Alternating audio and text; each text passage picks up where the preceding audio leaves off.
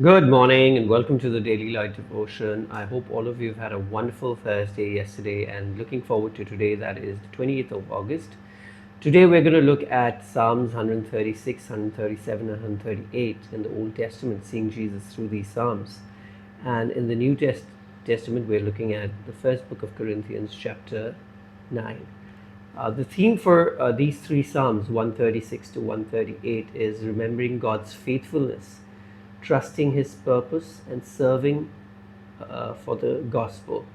Uh, these three Psalms remember, trust, and praise God, and also gives us a beautiful progression of faith. Psalms 136, continually declares, "For His mercy endures forever." The psalmist remembers God's mighty works, the creation, the deliverance of Israel from Egypt, the crossing of the Red Sea, God's guidance through the wilderness, and His continued provision. The circumstances changed, but God's mercy did not. Uh, the enemies changed, seasons changed, but God's mercy remained. Uh, remained. And this points us to Jesus Christ. The greatest demonstration of God's enduring mercy is Jesus. Uh, you know, God did not merely speak about His mercy, He demonstrated it by sending His Son.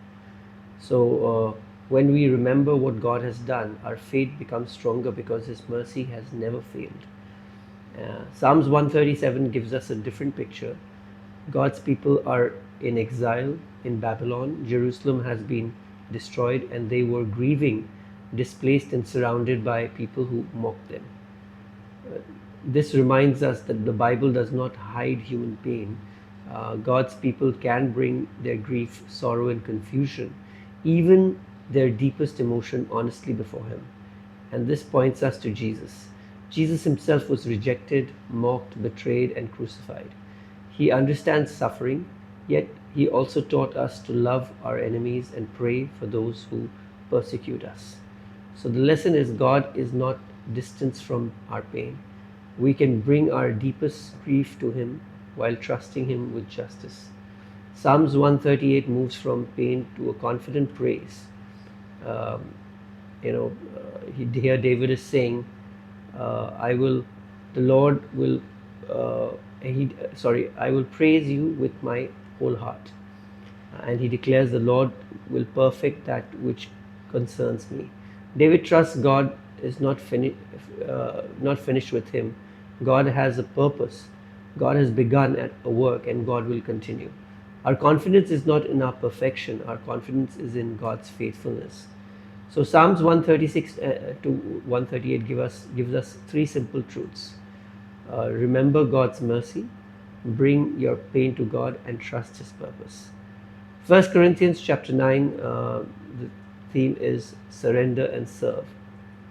Paul gives us a powerful picture of what it means to live the gospel, right? Paul has a legitimate right. He has had the right to receive support, to eat and drink, and to receive material support for his ministry. But Paul is willingly chose not to use some of those rights. Why?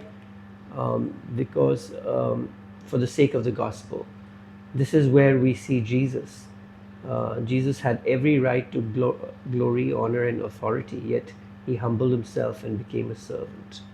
Paul reflects the same attitude, and this teaches us something important.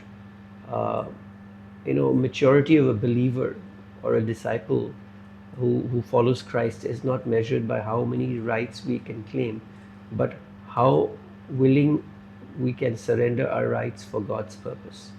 And Paul then says, "Who is me if I do not preach the gospel?"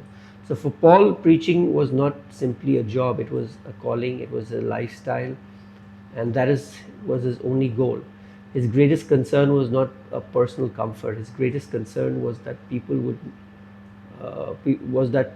hear the gospel. And he says that, "I have become all things to all men, that I might by all means save some." He was not saying that he would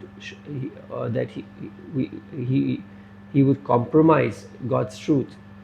He said saying that he should remove unnecessary barriers so people can hear the gospel. So that's a message to us also, right? Jesus did the same. He met fishermen, tax collectors, religious leaders, sinners, the poor, and the rejected, and he never compromised truth. Um, you know, uh, so because the he never because he because Jesus was the truth, right? And he knew how to communicate that truth to different people. Finally, Paul compares the Christian life to an athlete running a race. He says, run in such a way that you may obtain it. An athlete requires discipline in the same way following Christ requires spiritual discipline and purpose. We should not simply drift through our Christian life. We should intentionally pursue God and remain focused on our calling. So these passages give us a simple progression: remember, trust, surrender, and serve. Psalms 136 says, remember his mercy. Psalms 137 says, bring your pain to God. Psalms 138 says, trust his purpose. And 1 Corinthians chapter 9 says, surrender your rights and serve for the sake of the gospel. Jesus has given us everything. Instead of asking, what am I entitled to, we can ask, what can I surrender so that someone else can encounter Jesus? So remember his mercy, truth is his faithfulness, trust in his faithfulness, surrender our rights, so and serve his purpose, and then run our race with discipline, because the gospel is worth it. So I wanted to leave you with that thought. Have a wonderful Friday. I'll see you tomorrow. Bye.